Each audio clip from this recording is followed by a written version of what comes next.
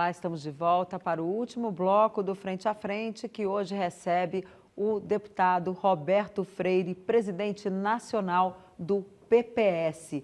Deputado, a gente tem a gente já percebeu que existe aí uma tentativa de formação. O senhor falou que vem poucos candidatos, que é preciso ter aí uma junção de candidatos, né, para enfrentar aí os extremos da política, que esse centro deveria vamos falar mais deveria conversar mais. Não é para enfrentar os extremos, é para enfrentar a dificuldade nacional e não deixar para que isso venha cair na mão desses extremos. Então, é construir essa alternativa. E a gente percebe que existe também um movimento aí para tentar criar um novo partido. Aldo Rebelo saiu do PCdoB e disse que ele terminou um casamento de muitos anos, mas não fez uma cirurgia, eu peço até perdão aos nossos telespectadores, de troca de sexo. Portanto, ele se diz que continua de esquerda. Ele usou essa analogia para dizer que continua na esquerda e que ele quer, pelo que a gente conversou aí nos bastidores com algumas pessoas, construir um novo partido. Pega um pedacinho daqui, outro dali, porque tem muita gente insatisfeita com essa tutela do PT sobre o PCdoB, inclusive isso incomodava muito o deputado Aldo Rebelo. Nada, né? Pelo menos ele dizia. Aí ele já saiu, enfim. Se incomodasse há muito tempo, teria saído. Mas chegou um limite ali, né, segundo ele. Lamentável, agora, como é que o senhor vê? É possível vir um novo partido? Eu não ou não? acredito. O senhor acha que esse momento passou? É preciso que esses partidos se conversem ou deem uma guinada para o centro? Como é que o senhor vê isso? Não precisa dar guinada para o centro, mas não pode excluir o centro. É diferente. Nós precisamos construir um centro democrático. Não é um centro, um partido, mas um centro democrático que integre forças de esquerda, como o PPS, forças mais à direita do centro, como o DEM. Eu imagino que possamos estar todos juntos e criando uma alternativa. De onde vem? Isso aí vamos ter que analisar no processo, quem é que pode melhor representar em função aí das pesquisas quando chegar. Então, é um trabalho desse. O que eu não acredito é você criar um novo partido. Isso ao contrário, isso é até um dado interessante. Né? Você tem os partidos mudando até de nome e saindo da terminologia partidos. Né? Hoje você tem Podemos, Avante, Livres. Qual é o outro partido que tem? Sei lá, já mudaram, já criaram algum nome, Livres. Alguns partidos estão mudando. Voltando ao MDB. Estão querendo mudar o nome, por quê? Porque a sociedade está querendo algo diferente. E quando eu disse aqui no começo que as instituições, inclusive, dentre elas, a de representação política, estavam sendo impactadas pelas mudanças e se transformando, partido político, eu acho que está nos seus estertores. Mas eles estão mudando de nome, mas não estão mudando de atores, né? A gente percebe que ainda tem muita gente aí enrolada na Lava Jato, tentando sobreviver na política. O senhor acha que essa turma consegue? O problema do ator, o ator pode fazer outro filme. Se for um bom ator, pode fazer e ser importante para a sociedade. O problema não é de ser um ator que já fez filme antes. É saber se é bom ator. Se é bom, continue fazendo filme. Não pode ter aquele que não sabe bem representar a sociedade. Então, precisamos ter um certo cuidado disso. Mas é só para dizer a você, de que a ideia que eu vejo é muito mais desses movimentos sociais que estão se organizando através da rede, influenciarem os partidos que permitirem essa influência. E aí você tem um novo. Aí começa, sim, a ter um novo, porque muda a qualidade. Não é mudar o nome do partido ou os políticos tradicionais criarem partido. Né? Então, é nesse sentido que eu falei em questão do Aldo, a quem respeito, nada contra ele, e se falei aquela questão do PCdoB, porque há muito tempo o PCdoB e alguns ficavam reclamando de serem alguns tratados como sublegenda do PT. Puxadinho do PT. Deputado, nós temos aqui várias perguntas. Eu gostaria que o senhor respondesse de uma forma rapidinho, porque são muitas perguntas, obrigado. Vamos lá. Boa noite, Trindade. Os políticos falam de aposentadoria como se o pobre recebesse igual a eles. é uma ajudinha sobre sua pergunta, sobre o que o jovem faria para começar bem na vida política. É o Marcelo Batista, de Nova Granada, em São Paulo. Obrigado, Marcelo. Olha... A formação política hoje, ela começa por onde? Não é mais na escola, né? Como antigamente, movimento estudantil. Olha, claro. Algumas vezes a gente... O senhor já está dando a dica, né? A movimentação política está na internet, né? Está incrível. Eu sou de uma concepção que eu acho que quando dizem que não está havendo a juventude não faz política, eu costumo dizer que não faz como nós, quando jovem, fazíamos, porque o mundo é outro. Os meios e tal. Claro, agora, sobre essa estão fazendo, e muita política, não é pouca, não. Pensar que a sociedade brasileira não está, a juventude não faz política, está ausente da política, não tem nada disso. Ela está ausente da política de alguns daqueles setores que querem ter uma concepção do passado, quer ver uma maior desassociação do que a UNE da juventude brasileira, é porque não está fazendo política, não faz a política que a UNE pretende fazer, porque a UNE está numa política ultrapassada, atrasada, anacrônica. Não representa a juventude, mas a juventude está fazendo a sua política. Quem disse que ela está ausente? Ficaram ausentes das ruas? Aquela manifestação de 2013, o que é que foi aquilo, se não a juventude? Eu vi, eu conheço de casa, porque eu tenho uma neta que saiu para fazer manifestação. E o que era, senão, uma política? Uma nova pergunta aqui sobre a posição do PPS, do senhor, sobre a liberação ou não do aborto, se o senhor defende essa?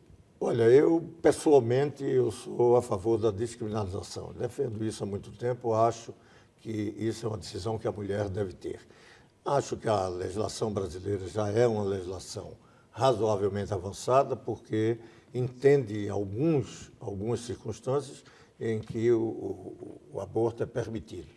Essa é uma discussão que envolve hoje quase grande parte do mundo, embora a grande maioria dos países mais democráticos tenha avançado no caminho da descriminalização. Tem uma posição?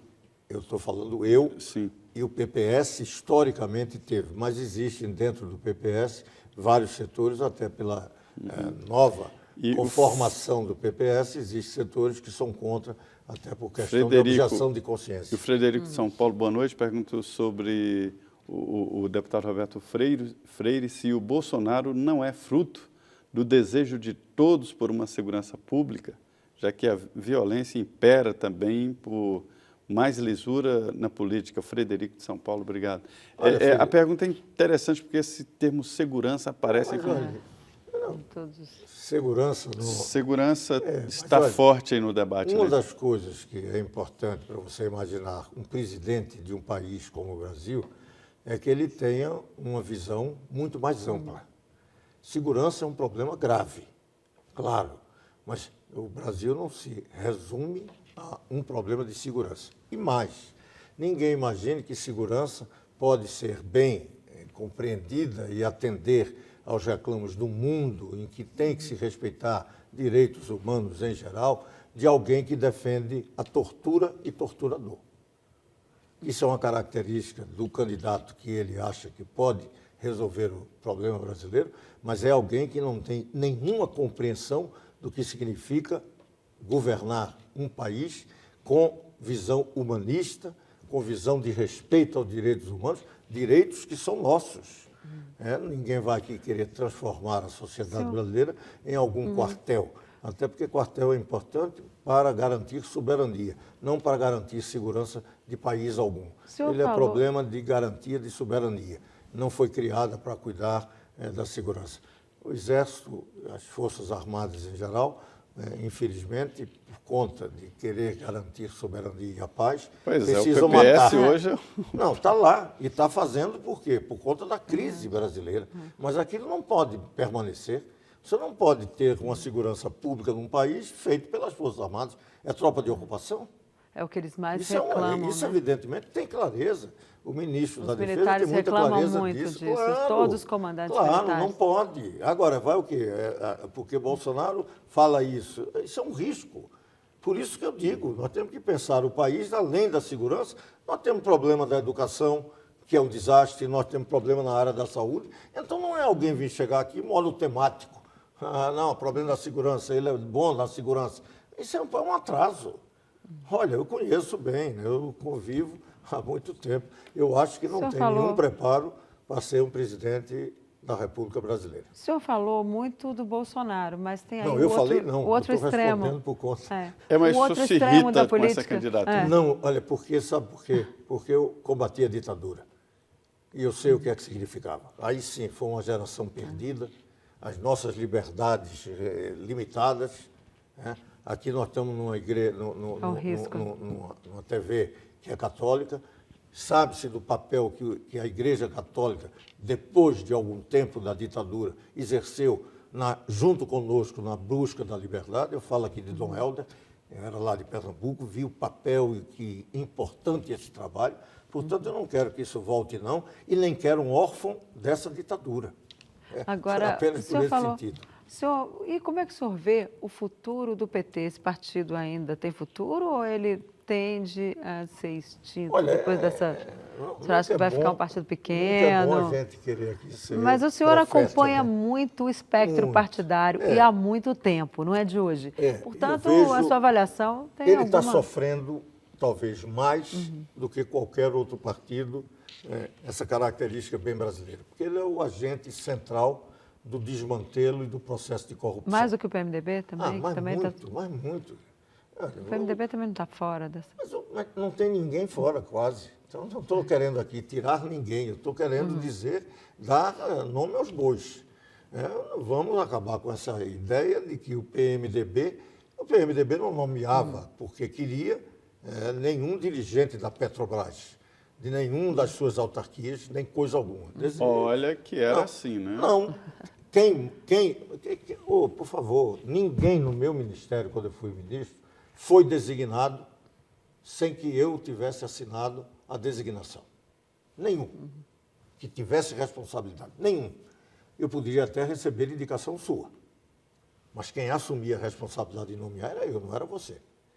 Não foi o PMDB que tinha responsabilidade por ter botado um dos dirigentes que depois... Mas era negociado assim, ué. Tá bem, mas... A base de apoio do governo Lula Hoje eu vi como era. Hoje ele foi lá perguntar... ele foi perguntar a Palocci disse isso, como é que estava o problema de corrupção na Petrobras, se estava em termos e como é que estava. E não era ele o responsável? Aí alguém pode dizer, não, mas estava lá o PMDB, PP, outros partidos menores ou qualquer outra coisa. Mas porque ele compactou com isso, foi ele que fez. Será que você está obrigado, e eu aí falo com o exemplo que eu tive no governo Itamar, não teve indicação de alguém corrupto e Itamar sustentou porque era corrupto, não. Não sustentou nem que não era corrupto, mas por uma simples denúncia de que foi a Nova York ou a Washington e uma empreiteira pagou o hotel do ministro da Fazenda brasileiro. Itamar pediu para ele se retirar do ministério. Sabia disso? O ministro da Fazenda, Eliseu Rezende, né? Não é? Quem indicou? Não importava. Para Itamar não importava isso. Para Lula importava. Por quê? Porque era o esquema dele. Ele foi responsável por isso. Não tem que jogar nas costas de ninguém, não. Depois, inclusive, quer colocar nas costas alguns erros da Dilma. Olha, a Dilma é a menos responsável pelos desmantelos na área econômica. Ela recebeu um país que foi desmontado por senhor Luiz Inácio Lula da Silva. Ela é menos responsável. Ela só tem um problema, que ela é muito incompetente. Mas não foi a responsável por nós chegarmos à situação que chegamos, pela incompetência. Mas é só para dizer que o PT é o principal responsável por todo esse processo que nós estamos vendo.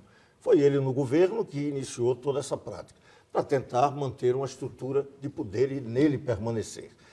Nós estamos aí vendo, é dramático, eu não creio que no mundo ocidental você tenha um partido no governo que tenha 3 dos seus tesoureiros nacionais na cadeia, condenados por crime de corrupção. E ex-presidentes também. E ex-presidentes começam a ter. Então, é nesse sentido que eu acho que o PT é o principal partido a sofrer todo o desgaste nesse Brasil de hoje. Os outros estão também. O PMDB já há algum tempo vem, o próprio PSDB entrou, os pequenos, alguns outros pequenos, médios, mas com menor impacto.